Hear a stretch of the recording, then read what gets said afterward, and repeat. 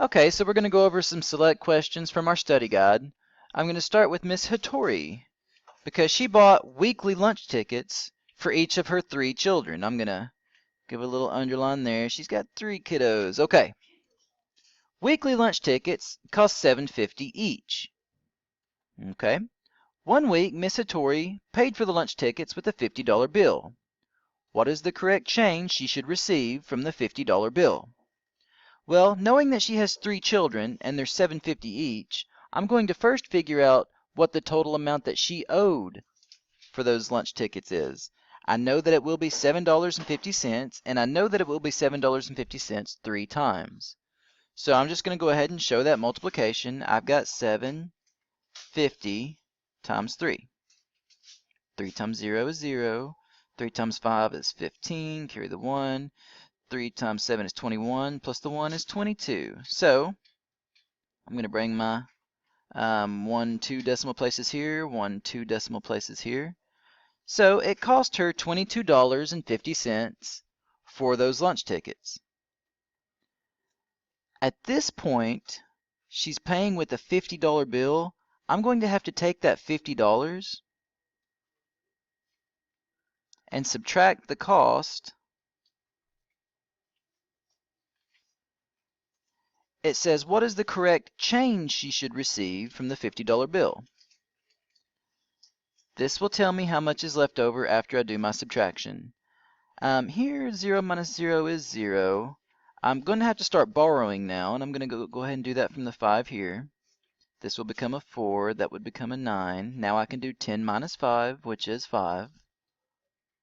9 minus 2, which is 7. 4 minus 2, which is 2.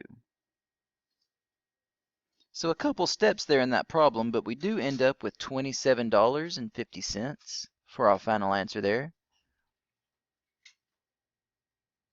And so let's move on down to the bottom of the page here. I would like to go over number 9. There we go. Micah and Denise are reading the same novel. Micah has read 1/2 of the novel, and Denise has read 1/3 of the novel. How much more of the novel has Micah read than Denise? Now, I look for keywords to figure out what operations I need to be doing. In this scenario, how much more, I've, over the years, learned that that means I'm going to be subtracting. How much more is 10 than 9?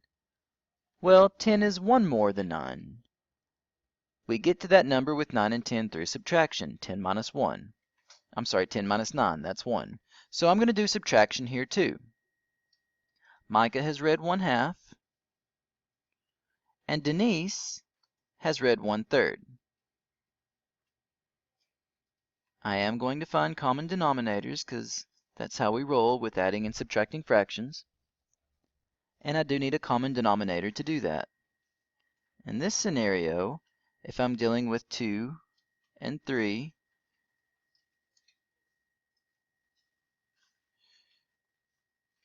that's my first common denominator there, 6, so I will put that down here. We multiplied 2 times 1, 2, 3, so we'll multiply 1 by 3. And we multiplied 3 times 2, so we'll multiply 1 by 2. Now I have my new denominators, my new numerators. I'm ready to subtract. 3 minus 2 is 1. 1/6. Let's go ahead and look at one more.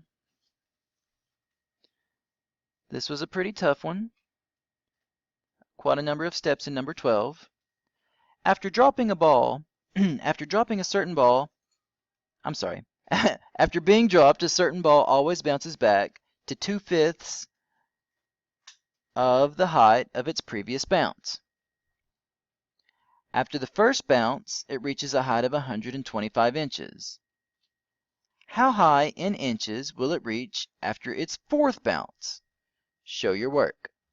Okay, so keep in mind, the first bounce is 125 inches. That's the first bounce. Okay, so let's look at the second bounce. And I'm going to go back to something that I underlined whenever I was going through the problem to begin with. Of in mathematics is something that always means to multiply. So since it always bounces back to 2/5 of the height of its previous bounce, in this case the height of the previous bounce is 125. So we're really finding 2/5 of 125. That's what this looks like. 2/5 of, and I'm going to go ahead and put my 125 over 1 because that makes it easier to multiply in a fraction. 2/5 of 125. I'm going to simplify this guy ahead of time. I know that 5 and 125 are both divisible by 5. I'll show that here. 5 will go into 5 one time. 5 will go into 125, let me see. 5 will go into 12 two times, that'll be 10. Remainder 2, drop the 5, 25. 5 will go into this 25 times.